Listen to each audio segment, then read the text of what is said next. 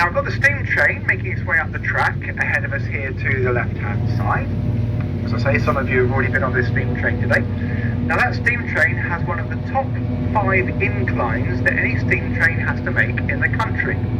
Where it starts its journey at Kingswear, it's around about 8 feet above sea level. I know by the time it gets to that viaduct I showed you earlier, it's around about 200 feet up, so it does have to work very hard indeed. And as you heard, it got a new whistle this year.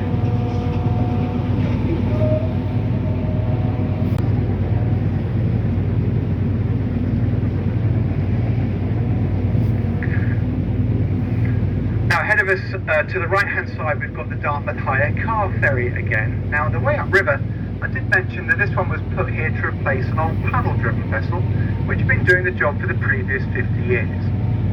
Now the old paddle driven vessel was a little bit shorter, a little bit narrower than this one, couldn't carry quite so many cars, but still operated under the same principle of going across the river, picking up steel cables as it went.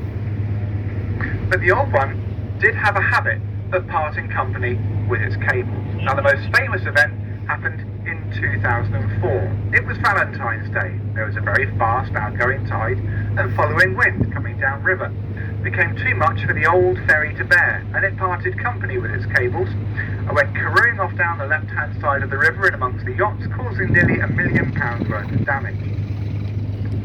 Now this could have been prevented if it hadn't been for the very quick thinking young deckhand on board that day who had the fantastic idea of throwing the anchor over the side.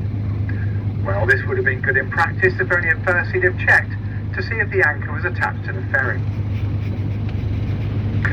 As you can imagine, that deckhand no longer works for that company. Dartmouth being a very small place, word soon got around. Took him ages to find a job after that.